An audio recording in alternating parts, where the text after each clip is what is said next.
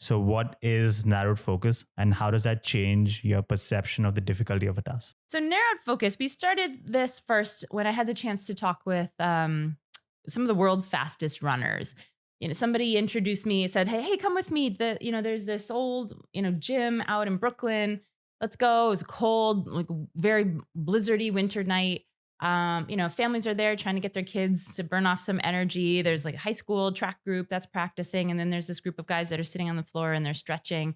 And they said, like, those guys won gold medals at the Olympics. They're the fastest person out of Trinidad. Amazing accolades about these people, these men. They said, talk to them and find out what they're doing. Like, how are they so fast? Because we had been having conversations about narrowed focus. What do we do with our eyes? How can we improve performance? I went into this conversation thinking, like, I bet these people have amazing superpowers of perception, that they probably almost like eyes on the back of their head, or at least they can see in the periphery really well. They know where they are relative to their competition at any point in time, and that's motivating for them and keeps them ahead of the pack. I was totally wrong. When I surveyed them and asked them about their experiences, they said, no, like we're just focused on what we're trying to pass. We're just focused on our goal. We've kept our eyes on the prize. And I was like, really? You don't know where the competition is? No, not really. You're not taking in the periphery? No, not really. I set a target. I focus on the target until I pass it. Then I hit the next one. And so no surprise that I couldn't intuit what these people who are so amazing at running are doing. I'm nowhere near capable of accomplishing what they have.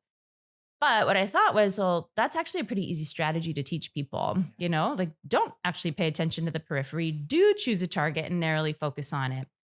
So we studied this with thousands of people that are not world-class Olympic athletes. And what we found was that inducing that narrowed focus of attention, choose a target, imagine a spotlight is shining just on that target, and that you're not really aware of what's around the outside.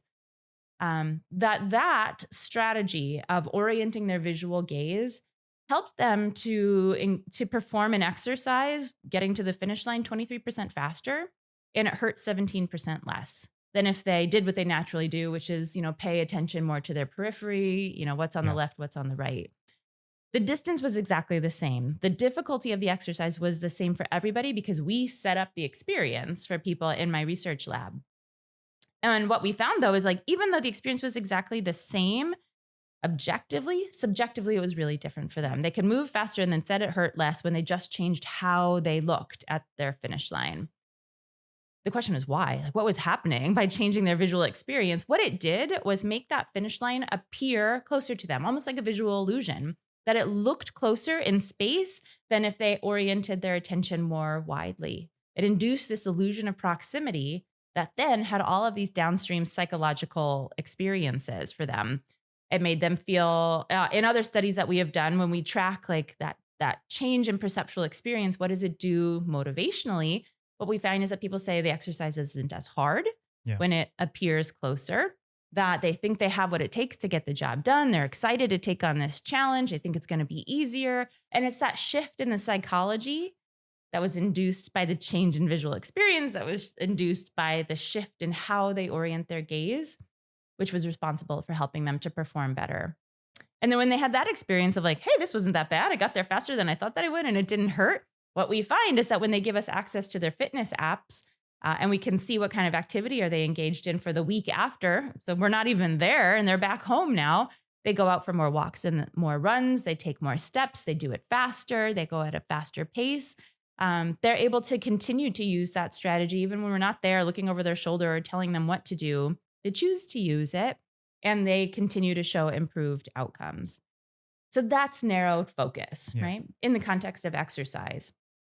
But if we come back to that example that you were talking about before with the saving for your retirement, like we said, that's part of the problem is that future retired self seems so far away. Yep. So I was thinking, I wonder if what we learned from the Olympic athletes can be applied here to problems that we have with saving for our retirement. If our future retired self who's going to get all this money that I'm setting aside seems so far away, can we make that person, that distal self seem more proximal? And would that help?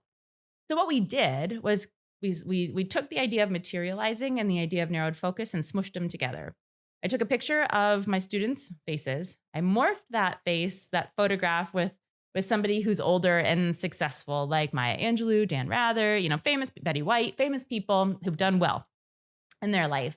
And I made a movie of it showing each student how they age over time to give them a sense of like, well, what is retired me? What might they look like? Most of them were horrified. Only one man said like, I think I look pretty good. Everyone else, like a couple of them like literally couldn't breathe. And breathe with me, breathe. Like, oh my God, that's terrifying. So many of the women said, but it helped make it concrete of like, well, who is that person that's going to get this money? Then they spent some time writing down like, well, what would a day in the life of retired you be doing? So they materialized it, right? They saw concretely what they might look like. They thought about what that day would be. And then I asked them at the end, what about with your next paycheck? Do you think you'll start saving for retirement? There's no right answer, and they're not getting a grade for this, but the majority of them said, yeah, I think I get it. I'm going to start saving for retirement now. Yeah. So, that to me helps is like taking all these ideas together, contracting that temporal space, making that seem closer, more relevant, more understandable. And that can help us make different choices that would be tough. Like right now, I have a rent bill that's going to come due and I need the money for that. So no, I'm not going to take a chunk out of that. And in order to start saving for something that's like, 45 years down the road, when all financial analysts tell us that like we would be so much better off if we saved even a small amount much sooner in our life rather than large amounts later in life because of compound interest, right? Yeah. So, so that was an application, that I didn't create this whole concept. Actually, we pulled these ideas from work that Hal Hirschfeld does at UCLA. But we got to try it out for ourselves and see the impact. And it was a pretty profound one.